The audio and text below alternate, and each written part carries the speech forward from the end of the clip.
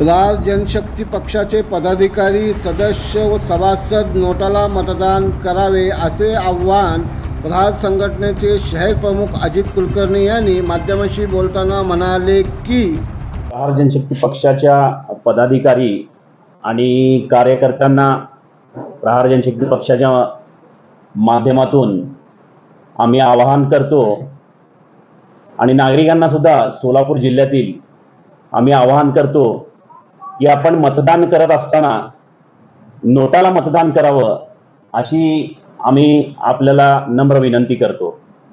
त्याचं कारण म्हणजे असं की जेणेकरून 40 वर्ष 50 वर्ष काँग्रेसने राज्य केलं, काँग्रेसचं राज्य होतं, त्याच्यानंतर जवळजवळ 10 वर्ष बीजेपीचं राज्य, महायुतीचं राज्य, तत्कालीन महाविकास आघाडीचं राज्य होतं।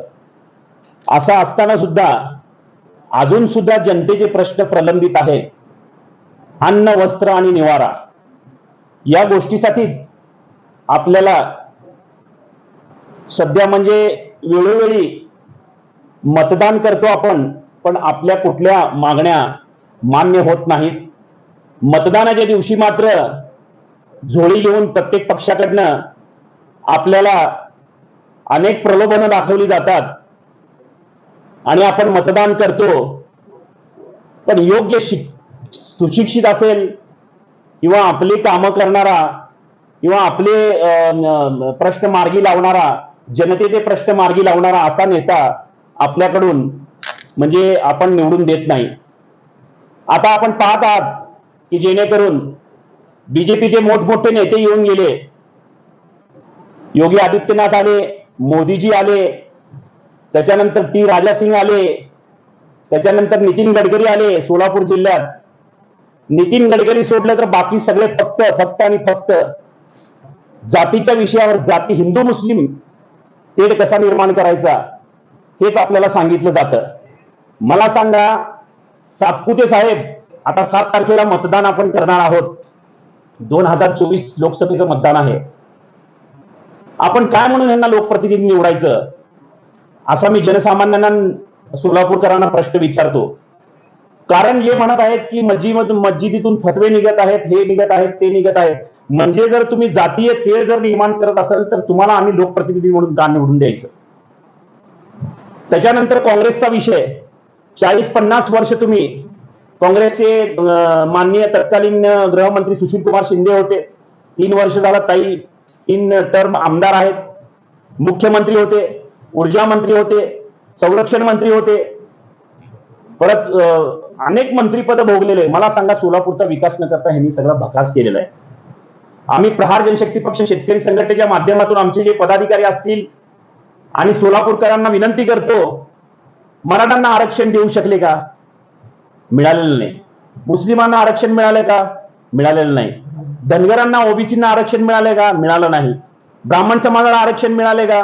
ब्राह्मण समाज आरक्षण मागत नाही, सोडा विशेष संरक्षण पण मागत नाही, विषय तो नाहीये। पण जेणेकरून कुणाला आरक्षण दिलं आणि कुणाला आरक्षण न दिलं, मराठा समाजाने मग या गोष्टी सर्व विचार केला पाहिजे।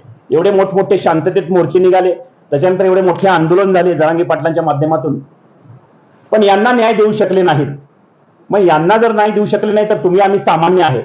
प्रहार एक छोटासा पक्ष आहे। वेळोवेळी देवेंद्र फडणवीसांनी सांगितलं म्हणून आदरणीय आमचे पक्षप्रमुख बच्चूभाऊ त्यांच्या फोनला हाक देऊन त्यांच्या महायुतीमध्ये सामील झाले, 50 खोट्याचे आरोप झाले। तरी आमचा नेता इमानदार आहे, लक्षात ठेवा। शेतकरी असेल, शेतमजूर असेल, अपंग असेल, दिव्यांग मंत्रालय स्थापन केलेला भारतात एकमेव आदरणीय बच्चूभाऊ आहेत।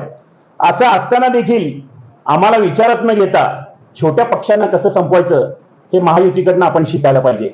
महाविकास आघाडीने सुद्धा काय केलं नाही, महायुतीने सुद्धा काय केलेलं नाही। याच्यामुळे जनसामान्यांचे प्रश्न तसेच राहिलेले आहेत।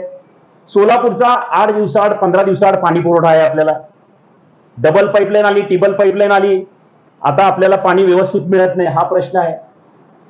रस्त्यात खड्ड्यात रस्ते, हायवे झालेले मात्र मान्य आहे, पण जनसामान्यांमध्ये तुम्ही इंटरनल रस्ते बघा, गल्लीबोळ्यातले अजून झालेले नाहीयेत, ड्रेनेज लाईन पूर्ण झालेली नाहीये, एमएसईबीचे वांदे आहेत लाईटचे। शेतकऱ्यांना मला सांगा, शेतकरी आत्महत्या करतो, शेतकऱ्यांच्या आत्महत्या आहेत, दिल्ली बॉर्डरवर शेतकरी आंदोलन करत असताना त्यांच्यावर फायरिंग करण्यात आलेलं आहे.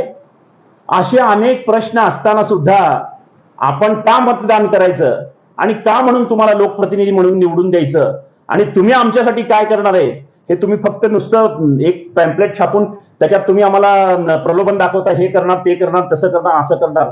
आतापर्यंत 15 लाख रुपये आम्हाला मिळाले नाहीत. शेतकरी आत्महत्या आहेत तसेच आहेत. MSP साठी आंदोलन झालं, शेतकऱ्यांना MSP मिळत नाही, शेतीला हमी भाव मिळत नाहीये.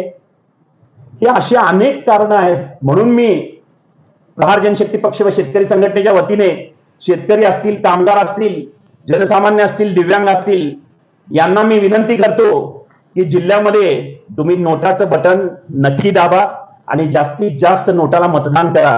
कुणालाही मतदान करू नका. बघायला येईल पुढे जे काही होईल ते. असं मी आपल्या माध्यमातून विनंती करतो. धन्यवाद. तुम्हाला नक्की सांगतो की ही निवडणूक 10-20 हजार मतदानामध्ये निवडून येऊ शकतो दोघं पण. ते प्रणिती शिंदे असेल, राम सातपुते असेल, खूप मोठ्या प्रकारची निवडणूक होणार नाही. आणि ही 10-20 हजार मतदानामध्ये प्रहार काय करू शकते हे तुम्हाला मतदानाच्या माध्यमातून दिसून येईल.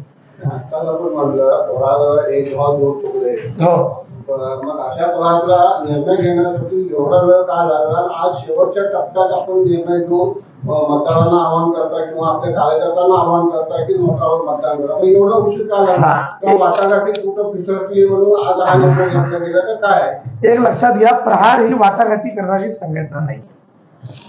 आणि राहिला विषय, हमको जो खरीद सकेंगे अभी वो पैदा नहीं हुआ.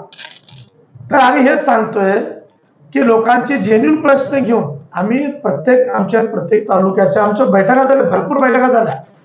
काल रात्री आम्ही कॉन्फरन्सवर आदरणीय बच्चू कडू साहेबांबरोबर बोलणंही केला. त्यांनाही सांगितली ही सगळी परिस्थिती अशी आहे.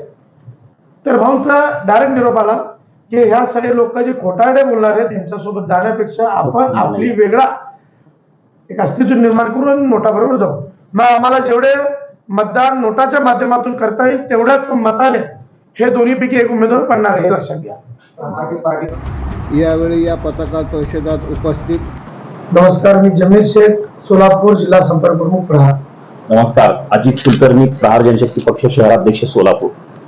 नमस्कार, मी मुस्लिम कांबळे, प्रहार युवक जिल्हाध्यक्ष सोलापूर. नमस्कार, मी माजिद पटेल, प्रहार संघटना सोलापूर शहर उपाध्यक्ष.